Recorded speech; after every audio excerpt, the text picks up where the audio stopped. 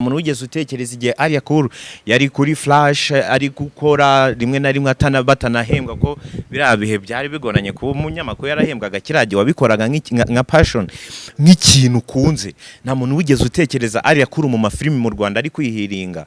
Nta n'umuntu wigeze utekereza ko ariya kuru yafashe Platini akamuhereza connection akamujyana muri 1% akamujyana hariya. Nta muntu wigeze utekereza ko uwo bita ariya kuru yakoze launch ya filmi abanyamakuru benshi mwariye akantu hatanzwe n'ibihembo bigiye bitandukanye ngira ngo ibyo murabyibuka. So ariya cool ibyo birabaye baramutokinze ibiki n'ibiki imza yikuye mu Buraya ayikuye mu Buraya gute?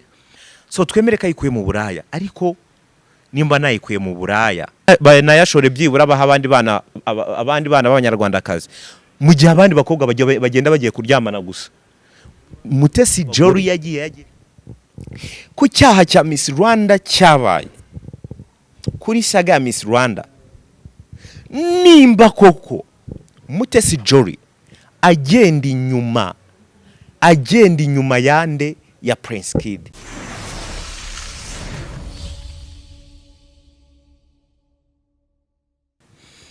reka mbifurize ibihe byiza, mbifurize kugubwa neza mwese mukunda YesPepe TV, mukunda ibiganiro binyura hano nkuko twabibasezeranyije. N'ubundi tuzaba turi hano kubera mwebwe kugira ngo tubahe ibyishimo by'amaso. Burya munyarwanda yavuga neza ngo amaso ararya inda ikaburara. So kuri iyi ncuro ni byinshi turi buze kuganiraho, ni byinshi mba nabakusanyirije nkavuga ni nanjye reka njye mfata umwanya umunsi umwe cyangwa mfata igihe kimwe nzi imbere yanyu tuganire ku bintu bimwe na bimwe. Ubwo nawe utureba ndizera neza ko muri comment mutubwire ibyo tugiye kuganiraho, mutubwire muduhereze ibitekerezo ku ngingo zigiye na zimwe zitandukanye tugiye kuganiraho. So ingingo ya mbere nshaka guheraho ndagira ngo duhere ku ngingo y'abakobwa bitwa Kigali Boss Babies. Murabizi ko ari itsinda ry'abakobwa babakire, abakobwa babonye amafaranga, abakobwa banaba proud. Urari igihe umuntu aba umukire ntabe proud, ariko hari n'igihe umuntu aba proud y'amafaranga. Ashobora kuba atari nawe mukire kurusha abandi ariko we akaba proud ati n'ubundi nzapfa cyangwa nzakena, ariko mu gihe nyafite ari make reka mbe proud yayo nayishime. So Kigali Boss Babies rero icyamamare kirimo muramuzi wita Aria Cool, ndetse harimo n'ubita Isimbi Model nawe yaje kuvamo, ndetse n'abandi bakobwa bagiye batandukanye barimo. Ariko uyu munsi wenda turaza kugaruka kuri Aria Cool ho gato. Isimbi Model wayivuyemo. Isimbi Model ni umugore ufite n'umugabo w'umuzungu, ni umugore ufite n'amafaranga, kuko tugiye kujya mu igenagaciro ry'ibintu bafite cyangwa se n'andi makuru dukura ahandi bakubwira ko Isimbi Model ashobora kuba arusha bare y'abakobwa bose amafaranga bari muri Kigali Boss Babies. So Isimbi Model rero ava muri Kigali Boss Babies yatangaje ko inshingano asigaye afite umwanya afite utamukundira kuba yaguma muri Kigali Boss Babies. Ikindi yavuze ko goals cyangwa se intumbero za Kigali Boss Babies atarizo ntumbero ze. Anasubiramo ko ari umukristo, nabyo yabishyize mu mpamvu, ariko ubwo wenda ese abasigayemo bose abakristo, avuga ko avuye muri Kigali Boss Babies. Kigali Boss Babies kugira ngo wereke ko bari bakobwa bakomeye kandi bamaze kubaka izina mu bihembo byatangwaga ejo bundi Kigali. Amaso yose yarari muri BK Arena, amaso yose yarari mu rw'imisozi igihumbi isi yose muri Trace Award. Kigali Boss Babies batanze igihembo cy'umuhanzi witwaye neza muri Africa, Best Male Artist muri Africa. Kigali Boss Babies ubwo babahamagaye bababwira ko baje gutanga igihembo, ariko bo ngira ngo bumvishe ibindi bitewe wenda na education y'ururimi, nabyo wenda tuza kugarukaho. Baraza babwira ati muje gutanga ibihembo, ariko bo barivuga. Ariya Kuru ajya kwivuga ibigwi avuga ati ndi runaka ati twagira ngo tubatangarize abari guhatana. Barabongora abantu babaho urw'amenyo, abandi barabongora barabwira ati ibyo byangije gutangazwa, ahubwo mwebwe muje gutangaza uwabonye igihembo. Abantu babigarutseho rero nagira ngo tugaruke kuri aka abantu babigarutseho bataba Kigali Boss Babies burya ni igihuha, Kigali Boss Babies nukuza birata ngo bafite amafaranga ntibazi icyongereza. Abantu benshi babivugaho amagambo menshi, ariko ubwo nge nagira ngo nze mbabwire ibyo mutabwiwe, nze impamvu nahisemo kujya nza hano nukugira ngo muri iyi minsi YouTube abantu benshi bavuga bagendeye mu gutwika, mu gushaka views, mu gushaka iki, bigaba byatuma n'umuntu uri kuvuga ashobora kureba ikiganiro akaniyahura, akagira depression ikomeye cyane kubera ibyo mwamuvuzeho, kubera ama comment mwatanze, akabona ko societe yamwanze. Ngewe kuri Ariya Cool nababwiye ngo niyo ndibuze kwitsaho cyane kuri Kigali Boss Babies. Uyu mukobwa Ariya Cool muza akora kuri Flash. Ariya Cool muza akora kuri Flash, akorana n'umugabo witwa Bamenya mu kigano bakoraga nimugoroba, sinibuka izina ryacyo, bambaye amakaske. Bamenya baga yambaye kaske, Ariya Cool ayifite gutyo. Icyo gihe nigaga muri secondaire, hari muri 2014 gutyo 2013. Wumva igihe namenye umukobwa witwa Ariya Cool. Umukobwa kiriya gihe wajyaga muri social media, umukobwa muri kiriya gihe wajyaga mu bintu by'itangazamakuru, yabaga ari wa mukobwa basezeye bavuze bati turahebye, bakavuga batu yabaye maraya birarangiye, byabaga ari ibintu bigoranye. Ariko nanone tugarutse muri birabihe, umukobwa wabashaka gufata decision akajya muri biriya bintu, aka kanya kaba gihagaze, ni umukobwa twakita fighter, ni umukobwa twakita super girl, ni umukobwa twakita umukobwa wirwanyeho nkuko Anita Pendo nawe uri muri ako gatebo, nawe tumwita ngo umukobwa wirwanyeho, kuko nabakobwa bamajije guhandlingira situation, bakajyamo bakabatega abagabo, bakabatega imitego yo kuryamana nabo, bakayisimbuka bakagera aho ubu ngubu bafite ama status akomeye mu gihugu. Anita muramuzi, no mu DJ, no mu MC, no mu presenter mwiza. Anita ubu ngubu ni mama ufite umuryango mwiza kandi ushimira Imana. Tade vayo ndebere kuri umuri rwagize unyongerere, urumva. So rero Ariya Cool nibyo nababwiraga, namumenye kuri Flash ari umukobwa wihiringa, umukobwa wirukanka, umukobwa ugaragara ko afite inyota yo kubona imibereho ariko binyuze muri showbiz. Hari umuntu wavuze ngo showbiz, ngo hari abantu batazi showbiz, ngo kuko showbiz ni amagambo abiri. Yeah, it's a true. Showbiz ni amagambo abiri, ni show na biz. Show ya show, biz ya business. Hari nyine abantu bafashe showbiz bakayigira kuryoshya gusa. Umwana wawe yajya muri showbiz ukabifata kaje mu busambanyi gusa, ukamufata ko akurumbiye, abaye ikirara. So Ariya Cool rero yarakomeje afite inyota, abantu baravuga, ndamwibuka ajya gukina n'amafilme, ava mu itangazamakuru ajya gukina amafilme, arakomeza. Umwana w'umukobwa arapushinga.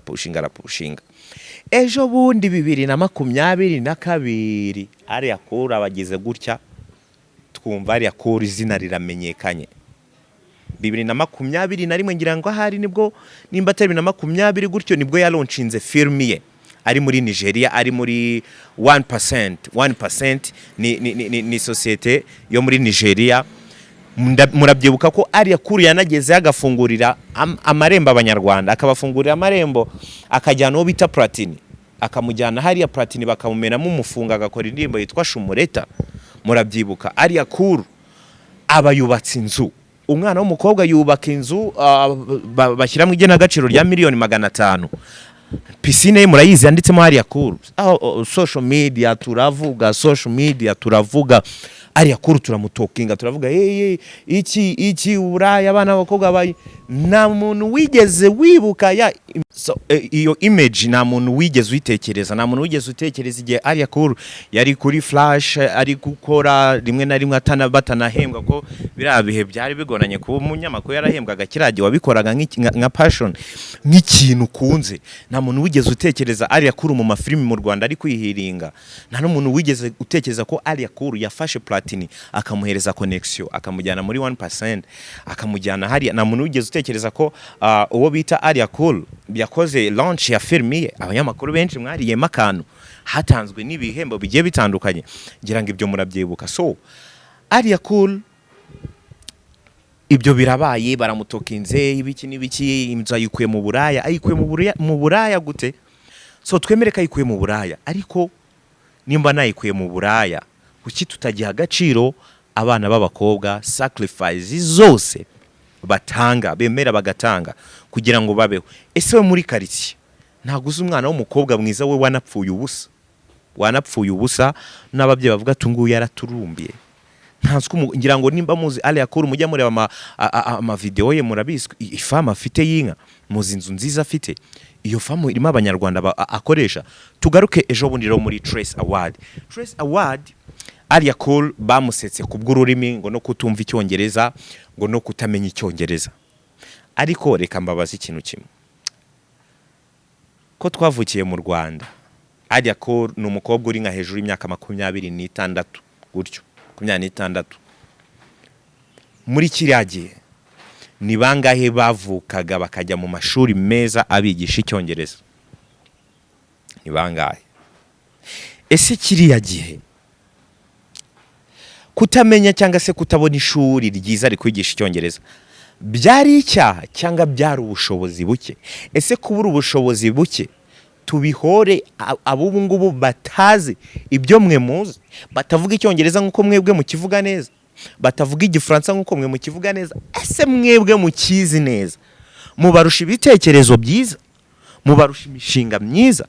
Ibi bintu birababaje kubona umuntu ashobora kujya akavuga icyongereza nabi, mwarangiza mukamuseka. Kutamenya icyongereza ni kimwe, no kudashaka kwiga ururimi ni ikindi. Cyetse wenda umuntu avuze ngo ntago nshaka kwiga, ariko Bruce Melody ngira ngo mwamuvuze kenshi, ariko ubu Bruce Melody yaragiye ariga kandi ngo avuga icyongereza asigaye agerageza kukivuga neza. Ariko nanone igitutu cyo kuza mukibasira abana b'abakobwa, cyane ngewe ndabivuga ndabihagararaho, abavuga ngo sebo ibiki muri uru Rwanda, especially abana b'abakobwa, uburyo basigaye bakora, uburyo bamwe na bamwe majorité basigaye bakora, imibereho bakuriramo, uburyo babaho, imijugujugu baterwa.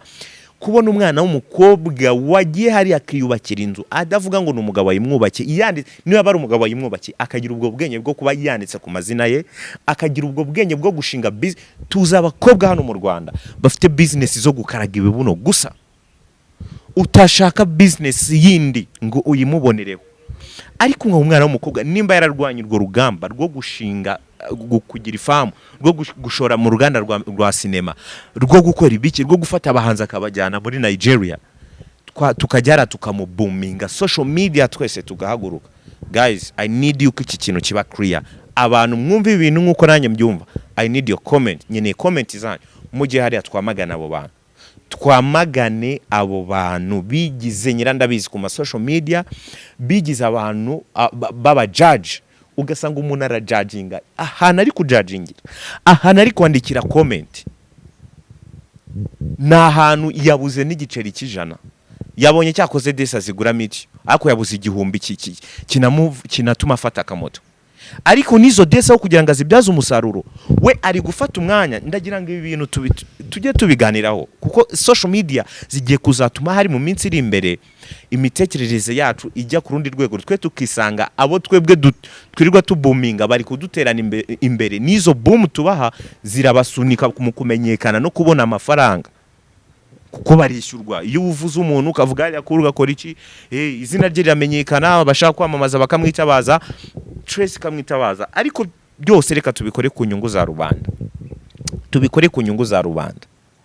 Nimba ufite desa ukazigura MBZ, ukazigura mega, izo mega nuhite ujya gusacinga imbura umuhinzi ngo urebe niki kigezweho mu isoko ry'ubuhinzi ku mpuzamahanga. Nimba uri ukora iki business runaka, nimba ufite talent runaka, ngo uyashore muri ibyo bintu ujye kuri Google, kuko amakuru yose ubari kuri Google. Warangiza wowe ukamanuka kuri comment ukajya gutukariya koro ngo nacyongereza se, kandi akenshi abandika izo comment sha Trace yari red, Trace yari irimo abanyamahanga, Trace yari irimo abanyamahanga batandukanye, icyongereza cy'abongereza, British language, British English, harimo American English, ku buryo ushobora no kubuzina n'icyongereza ariko bitewe n'umuntu na pronunciation ye ukumva nabi, kumva nabo ugasubiza ibitari byo.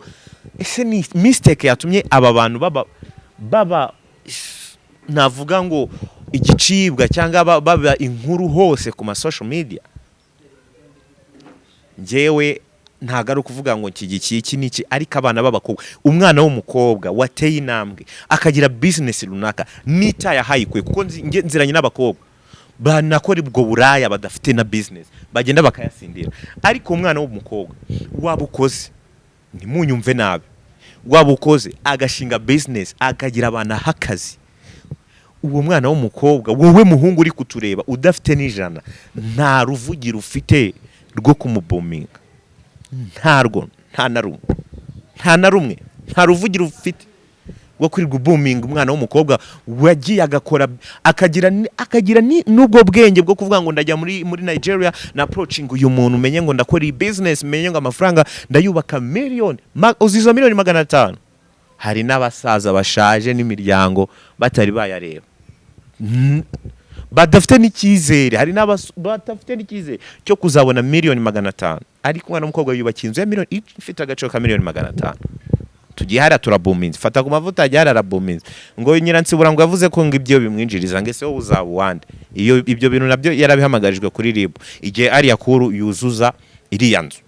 Fata ku mavuta ukoze ikiganiro avuga ngo operasiyo ibiki n'ibiki ari yakuru iki ngaratwite ngo ariko ngo Nyiransibura ngo ubura ibiki. No way, ibi bintu bigomba guhagarara, So yari Kigali Boss Babies muri Trace, ni inkuru ya trendinze, niyo ubwo iyo ngingo yo mugihe mu the comments, ariko conclusion natanga mu gihe wowe isi tugezemo irasaba yuko twebwe amaso yacu atubaho cyane kurusha ko aba ku bandi bantu, kuko uratakaza umwanya uvuga ngo runaka iramodoka, ngo reba ikanzu, ngo umugore ngo Pamela yari yambaye, ngo Pamela yari yambaye ikanzu mbi, ngo The Ben yari yambaye, ngo The Ben yambarana, ukamara amasaha 2 just uri wowe umaze amasaha 2 wowe uri muravuga The Ben yambarana, ubwo The Ben avuye Burundi muri icyo gitaramo muri Buja event bamuhaye miliyoni 40 arazibitse. Si uko komeza kuvuga The Ben, Trace iraza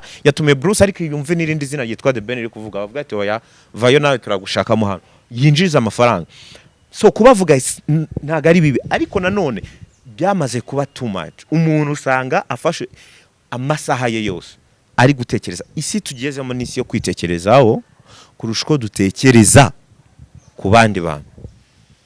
Twebwe tukitunga intoki mbere yo kuzitunga abandi bantu. Rimwe na rimwe ugasanga dukoze n'amakosa yo kuvuga n'abantu baturusha n'ubushobozi n'amafaranga. Uravuga naho mwahura musho no gura mu nzira kugira ngo yanare kwemera ko namukoraho, uko yanare anagusunikira kuri, ariko ukirirwa just comment kuri we. Ibyo tubireka twigire uko bita Miss Mutesi Jolly. Ndabiza aha ngaha turaza kurwana ingingo itaravuzweho rwinshi, ni ingingo n'umuntu utaravuzweho rumwe, sorry. Mutesi Jolly kuva yaba Miss 2016 ni umukobwa wateje saga mu mitwe y'abantu y'abanyarwanda benshi. Mutesi Jolly atwara Miss Rwanda 2016 kubwiza bwakemangwagaho na bamwe, ariko ku bwenge nge bwankomfirime aka kantu mukumve neza. Iyo tuvuze mu Rwanda ngo uburenganzira cyangwa uburenganzira bw'umugore, akenshi twumva ko uburenganzira bw'umugore, iterambere ry'umugore ari wa mugore nyine watinyutse akajya gukora ariko atavuga, akajya wenda gukora ibyo abagabo bakora ariko ari aho yiturije, akajya gukora iki ariko atashobora wenda nko kuvuga ngo afate ijambo mu ruhame cyangwa arwanya ikintu abandi badashaka. Tukumva ko umugore wakoze icyo kintu ari igishegabo, yigize nyirandabizi, yarengereye, ariko mu burenganzira n'uburinganire buhari ku bagabo n'abagore. Aka kantu reka nkabibutse, habaho ikintu no kuvuga mu ruhame, freedom of speech, kuvuga yisanzuye, abagore nabwo ubwo burenganzira bugomba kubageraho. Mu bamisi muzi babayeho, ngenda herubwo kuri Bahati, umugore wa K8 Kavuye baratandukanye, ukuza ukaza ukagera kuri uyu nguyu Miss Happiness.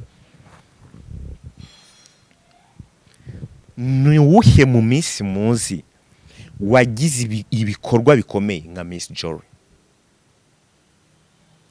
Miss Jory yaragiye ajya mu nteko Tanzania, abahereza umushinga, yicaza inteko, ayihereza umushinga wa Miss East Africa, aragenda ya approachinga Wasafi.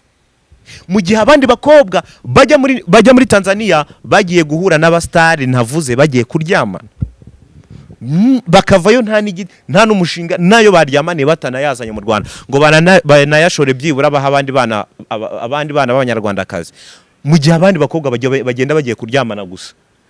Mutesi Jory yagiye gushaka connection kugira ngo akore platform ya Miss East Africa, arangije aba vice president wa Miss East Africa. Ibyo bintu ntago abantu babyibuka.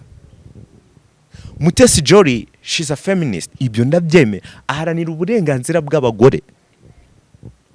Ku cyaha cya Miss Rwanda cyabaye, kuri saga ya Miss Rwanda, nimba koko Mutesi Jory agenda inyuma yande ya Prince Kid, ariko nimba ari nawe muri kodinza amajwi, niwe wagiye kubwira Prince Kid ngo avuge ngo mbure mama, ngo nabari umuna banjye mbabure, ngo Miss Mweto ngo ndagukunda, ngo nishaka mbure nabari umuna banjye. Banyarwandakazi mudukurikiye muri mu Rwanda cyangwa hanze y'u Rwanda, abari mu Rwanda cyane uzi ko ikigo cyigenga cyangwa icya leta, kuba abantu bakoramo banafitanye isano rya hafi bitemewe.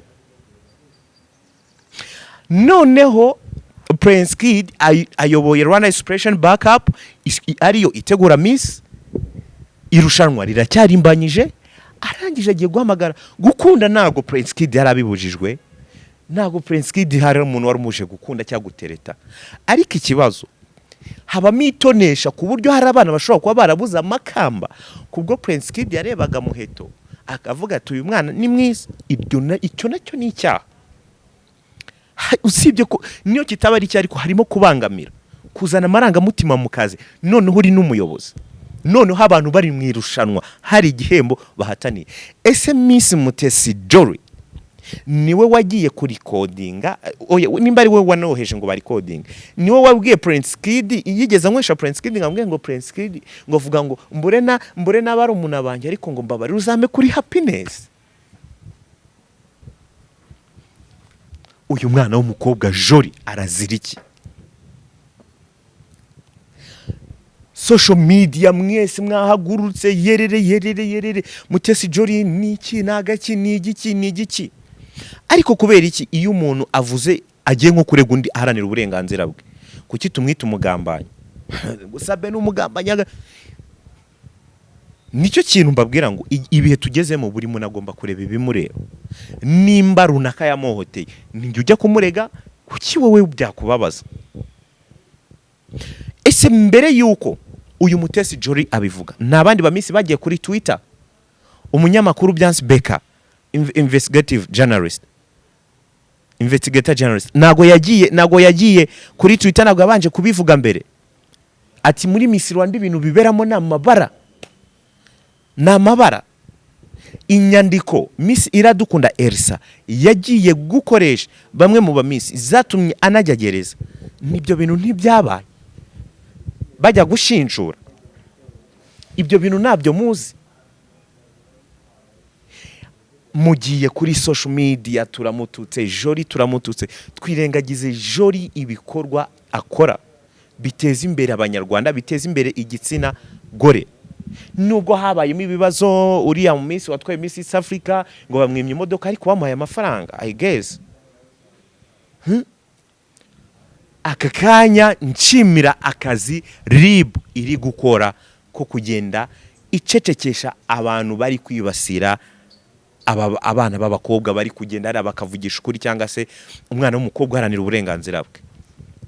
Jean Paul bagukatira batagukatira warenze umurongo w'itangazamakuru. Ukujya gufata nje nagende ibiganiro bimwe yagiye akora, harimo aho yaririmbye indirimbo ngo Delira, ngo niba ngo Delira ngo Mutesi Jolly ngo ni Delira, kayimba ngo Delira ngo Mutesi Jolly ngo Delira. Ayavuga ngo urabizi ko uri umunyamakuru uri fame, urabizi ko uri famous, urabizi ko uri umunyamakuru kuri ufite platform izwi, ukurikirwa n'abantu benshi, urangije ugiye hariya ufashe emotion, ufashe amarangamutima yawe, ugiye kwangisha umuntu rubanda, ugiye kumutuka mu ruhame, ugiye kumuharabika mu ruhame. Naguza agahinda ke, naguza ibyabaye.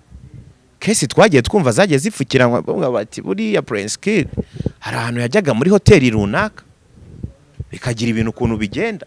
Ibyo byose twaragiye tubiterera hariya, turangije twataka twese Mutesi Jolly. Ufite imishinga myinshi, umwana muko ufite imishinga myinshi, kuba haranira uburenganzira bwe nibimureba, no kuba wenda hari ibyo akora ngo akabuza abantu gusinda n'ibitekerezo bye, mukahita muzana ka video ngo yasinze. Ntari mu kabari, iriya video Mutesi Jolly ari mu kabari, wenda nazo muzazizana, it's fine. Ako kuki umuntu ashaka kuberera abandi urugero, kuki umuntu uvuze ibyiza, umuntu uvuze ngo mwagiye gusenga mpita mbwa gusenga iki, bagahita bashaka nk'aka video ka kera wenda ari nko kwinywera byeri, ati wowe usenga unywa byeri. Ese Paulo nago yahindutse Sauli, harya Paulo yahindutse Sauli, ariko ni umuntu umwe, ariko nzi ko yahindutse amazina uko yahindutse, nimba yaritwaga Sauli akaba Paulo cyangwa yaritwaga Paulo akaba Sauli, arono, ariko nuko nzi ko ari umwicanya akaza guhinduka umuntu mwiza, yarangiza akabwiriza. Ese ira video ya Miss Jolly ari mu kabari cyangwa yifite champagne ari mu cyumba, kandi wibuke ko yavuze ngo inkota, kubona kuburi inkotanyi ujya gusindira hehe na hehe. Nta muntu utanywa inzoga, like abantu benshi banywa inzoga. Kunywa inzoga it's not meaning yuko hari ukugenda hari ngo wenda uzinywereye ku muhanda urasinze urarwaye, ushaka kunywa inzoga uyinywera mu rugo. Ariko ibyo bazanye ngo video ngo harya ngo wa mu miss, no way. Turashaka gufata ubuzima bw'abana b'abakobwa tukabagira nk'abantu b'abamarayika runaka, yakora impanuka yagonga ngo yari yanywenga amashampanye, mwabona mu bukwe ariko ibyintu turimbo ngo yari yasinze. Izo ni mind dukwiye guhagarika, zo kubuminga abana b'abakobwa bafite amaproje akomeye. Jolly muramwiha, Jolly nkuko nabisubiyemo afite platform yagiye afata Miss East Africa, inatwarwa n'umukobwa w'umunyarwandakazi, yicaza inteko ya Tanzania, akonveka Wasafi baba partners be, ariko kandi turamuvuga nabi, turamutuka, ariko nago muvuga birirwa amavideo mwirirwa mubona y'abakobwa bambara ubusa, bagenda ubwo bagiye gusebya u Rwanda, birirwa Dubai bagiye gusambana, ahubwo bo mubona batwitse mukavuga ngo nabaye bitekerezo. Sinzi ahantu mind social media iyo iri kugenda idusunika tukajyana nayo. Kuba Jean Paul baramufunze, I'm agree with RIB 100%. RIB ibintu yakoze, Jean Paul ni umuhanga simbihakanye, ariko ari avuga ikintu ukabona ntago yambuye umwambaro w'ubunyamakuru, yagiye nko mu mwambaro w'umufana cyangwa undi muntu aririmbye indirimbo ngo Delira, ngo Miss Jolly ngo uri Delira, agiye ngo runaka ngo wowe ngo uri igiki, ngo cya ni igiki, ibi cyagashyiramo n'ibintu nkavuga. Nizere ka hano Jean Paul bagufunga batagufunga, simwifuriza kuko bagufunze na platform narwaniraga nawe, ufite uburyo ukoramo ibintu byawe, nawe mfite uburyo nkoramo ibintu byanjye, banagufunze nicyo byamarira. Ariko bagufunga batagufunga, bite kukugorora imitekerereze yawe n'imvugo zawe ukoresha muri ibi bintu by'itangazamakuru. Turabizi itangazamakuru uri mu kintu gishobora gusenya byihuse cyangwa kikubaka byihuse. Itangazamakuru nicyo kintu cyatumye isi iba umudugudu. ib'umudugudu. So Jean Paul n'abandi bafite ibitekerezo nk'ibya Jean Paul, isi tugezemo, ibihe tugezemo, by'umwihariko igihugu turimo, ntago ari igihugu kikwemerera guhagarara hari ukangisha umuntu rubanda. Nimba ufite ibitekerezo byawe bitange mu buryo bugororotse, ubitange. Ntago tuvuze ngo uhuze ibitekerezo nk'ibya Miss Jory, ariko ureke kumutuka, ureke kumwangisha rubanda. Jese nshobora kuzana nkavuga ni njyewe ibintu Jean Paul akora sibyo, of course ndaje ndabibabwiye nanga nabisubiramo, ariko Jean Paul bitakwiye ko ari umunyamakuru mwiza ufite mentality iri hejuru, uvuga cyane cyane wagiye mu nyiko mu bintu by'imanza kandi umaze kuba umuspecialiste mu bintu by'imanza. Ibyo ntibyambuza kwemera ko Jean Paul ibyo bintu abikora kandi ari umuhanga muri byo. Ariko kuzana nkavuga ngo Jean Paul mu biganiro bye ajya akora byinshi, akunze kwiyambura umwambaro w'umunyamakuru, kuko hari amategeko agenga umwuga dukora, akajya mu mwambaro w'abafana, akajya gutukana, akajya kuvuga, akajya agaharabika umuntu, akamwangisha rubanda, akavuga ati Jean Paul n'abandi bafite mind nk'ize. Guys, ribu mukomerezaho tubona amasomo ahagije. Amasomo n'ayandi ni ukubona abantu nka ba Jean Paul babibazwa, bagenda ari bakagororwa, niyo mutabafunga igihe kinini bajya gukurushya leta, kuko Jean Paul afite icyo amariye societe, ni umunyamakuru mwiza, mu mujyana ahantu mu mugorore nk'ukwezi, mumubitsa ahantu ari kwitekereza, ariko mu mugarure nyaboneka. Oya, sinakifuza ko Jean Paul afungwa imyaka 2, kuko nanone hari icyo societe turi guhomba. Atanga inkuru nziza, ari mu banyamakuru ba mbere baba specialiste mu bintu by'imanza, mu nkuru z'imanza, kandi uzitanga neza. So twaba tubuze show nanone, ariko mu mwigishe mu buryo bufatika, agaruke mind ye yarasubiye ku murongo. Soza nsangusoza kuri iki kiganiro uyu munsi, nagarutse ku bana b'abakobwa cyane, nagarutse kuri case ya Yakor babombinze kubera Trace Award, ngarutse kuri Miss Jory nawe bimeze nabi, bari kubombinga. ubu video bwe ngira ngo mwagiye mubona mu biganiro, mu kiganiro abyina, ariko ngiye nabonye yarari ahantu mu rugo, hari na kabari yararimo, niyo yaba karimo tubireke. Ariko ngaruke ku kintu cyitwa abana b'abakobwa mu Rwanda. Abana b'abakobwa mu Rwanda aka kanya bari mu bantu bari guhura n'ibigeragezo bikomeye, kubera ko mu Rwanda tujye tuvugisha kuri muzi ikibazo gihari cy'akazi, hakaza ikindi kibazo cy'uko u Rwanda dufite abakobwa beza. Buriya no kuba umuntu ari mwiza hari igihe bijya bimubera umutwaro, nk'uko umuhanzi umusitari bimutunguye kumanaginga fame bikanga, akisanga yarwaye sida, akisanga bamufungiye ibiyobyabwenge, yagiye he. Ni nk'uko n'abana b'abakobwa mu Rwanda, dore ko u Rwanda turi mu bihugu bifite abakobwa beza benshi. Umwana avuka ari umwana w'umukobwa, akavuka iwabo batifashije, akavuka n'akazi, akavuka ari mwiza, agahura n'ibishuko n'ibigeragezo byinshi bimukurura bishaka kumuta ahantu habi, akarangiza nawe akaba ahuye n'intambara ikomeye.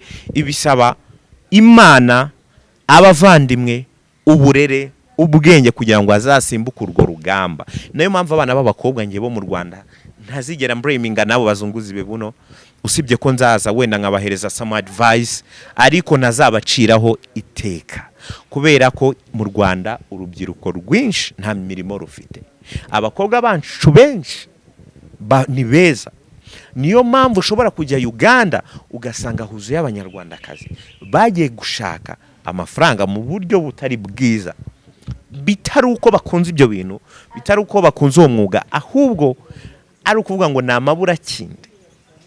Akavuga se ubundi ubu bwiza nzabupfana, ukajya ngo ukamutuka indayi ibiki n'ibiki. No, yaragerageje inzira zose. Aba boss agerageje kwaka akazi, ahanagerageje kwaka akazi, bakamubwira ati before uraduha, before uraryama. Umwana w'umukobwa benshi bo mu Rwanda ugasanga benshi bacikikirije amashuri kubera ko ni na mwiza yize muri secondaire ageze mu wa kane mu wa gatanu ahuye n'umugabo umubwira ndakugura Benz bitewe n'ubwiza ufite wiviriye hanze uvuye gukorera amafaranga ye ndakugura Benz biki n'ibiki akamushukisha ibyo akaba avuye mu ishuri rimwe na rimwe bakabara nashwanye umwana akahinduka inzererezi umwana w'umukobwa agahinduka inzererezi ku muhanda kubera bwa bwiza yarashutswe yirirwa mu mayoga abona barirwa bamusohokana igisenyi kwiga biranga yabuze umuntu namufasha kumugira inama ahubwo benshi baramutuka baramubwira wabaye indaya nta muntu ubasha kwicara ngo yumve ikibazo cyahereye mu mizi havamo rero umwana w'umukobwa ufesinze izo challenge zose akagira imana akazirokoka yakora igikorwa cyiza runaka yagura inzu yagura imodoka noneho tukaba ba mbere mu gukora iki mu kumubominga nihabe ahubwo n'abanyamakuru tumukoresha ibiganiro tumubaze tuti nizihe challenge wahuye nazo kandi ukazifesinga cause aka kanya uri successful ukaba ubashije kuba uriwe ukagira inama abandi b'abakobwa Mutesi Jolly akaba aka kanya ari umu influencer ukomeye ari ijwi rikomeye ku bana b'abakobwa uyu hari ni Didi Doll afite nawe restaurant I guess nawe afite business bashadibo aba bamuyango n'abanyamakuru n'abahosta bafite ingo nziza bameze neza bafite ama business bafite ibyo bakora nimba twarisanze nyine dufite abakobwa beza kandi mu Rwanda twisanze dufite abakobwa beza twisanga imirimo ari mikeya mu banyarwanda twisanga muri ibyo bibazo twumverera abana b'abakobwa bishoye muri ibyo bintu aho kubatera iki amabuye twumve niki cyabibateye sundi wari ayishura yuko muri Visit Rwanda impamvu Visit Rwanda n'aba successful cyane ayishura karingagi gusa ntihaba harimo n'akantu k'abakobwa ibyamamare byinshi 70% bije mu Rwanda wari wumva bitavuze ku kantu k'abakobwa ese waba warabonye ibyamamare byigeze gupostinga byishakira ubwene gihugu bw'u Rwanda kubera abakobwa guys wasanga ari simvuze ngo nuburaya nibiki ariko wasanga kuba twifite n'abakobwa beza biri mu butunzi Imana yaduhaye nk'abanyarwanda biri mu butunzi Imana yaduhaye nk'abanyarwanda tukaba twifite abakobwa beza so icyo navuga rero mbere yo gutanga comment mbere yo kugira icyo tuvuga mbere yo kugira ibyo dukora tubanze twite